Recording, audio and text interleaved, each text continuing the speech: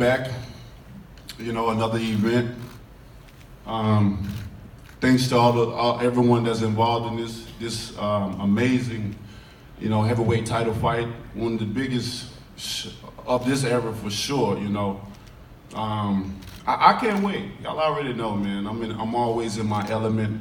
I'm always in the zone. And right now, I can't wait. I'm going into camp. Can't wait to get back into camp. My body feel like it's walking into the 6th week of camp instead of the 3rd week of camp. And it's been amazing for me because it's been a quick turnaround for me. Usually I'm months and months and months at a time before I have another fight, but I'm still coming in shape. I always say I put shape on top of shape, but this time around I'm putting shape on top of shape on top of shape. And it allowed me to prepare, even harder, even more for him. And we all know rematches. I'm always sharp because I've been in there with them before. I understand what they're capable of doing and what they're planning on doing and what they did in the fight, and I take away from that and I bring it to account for me. So I'm prepared more than ever for this fight. I knocked him out the first time.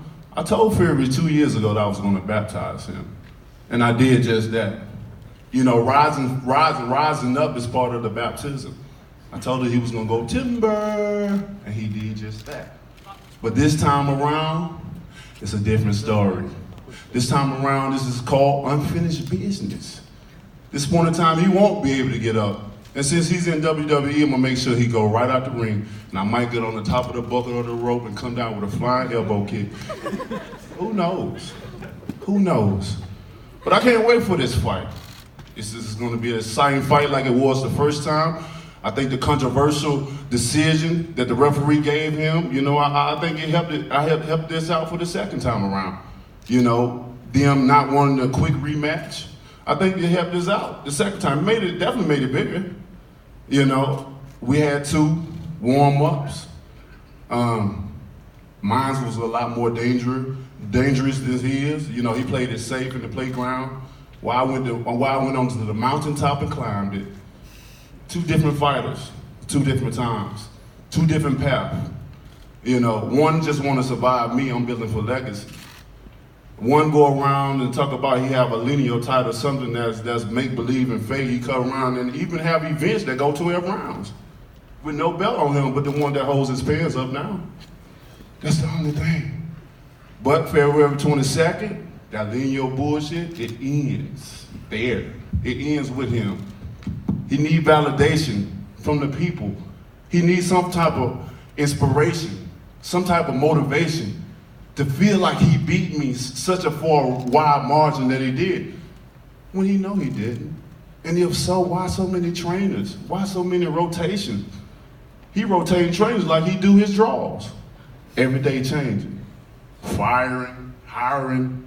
The first time around, he wanna talk about how he was out of shape and stuff, but you did. You came in great shape the first time.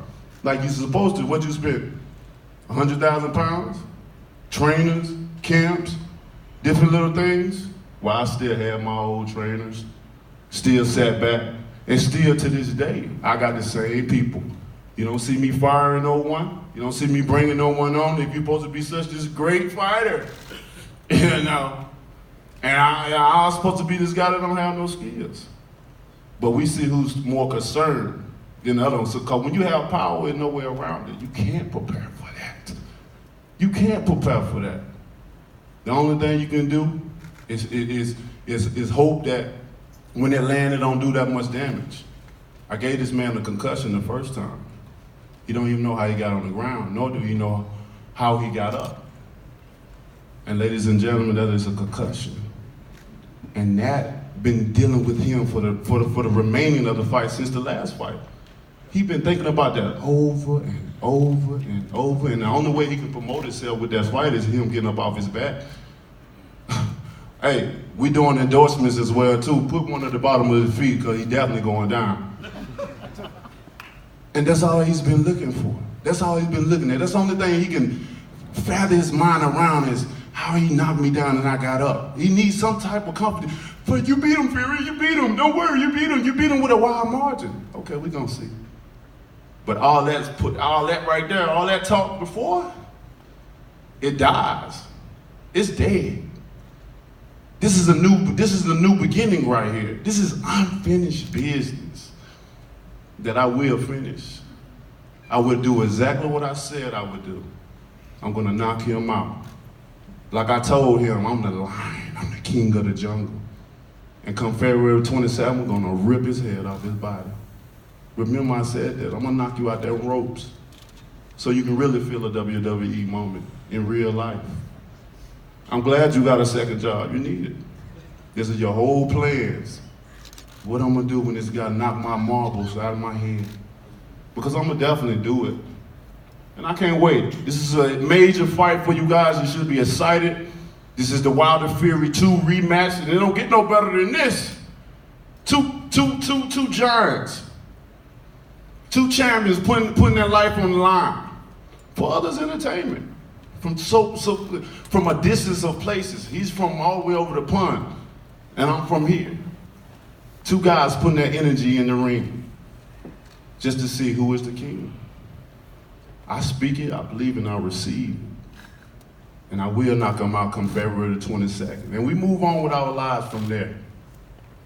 But until then, man, y'all sit tight.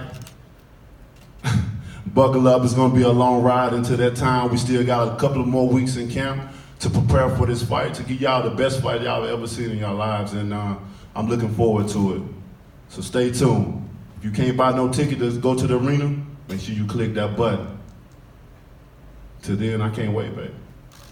Bomb Squad! Thank you, Deontay Wilder.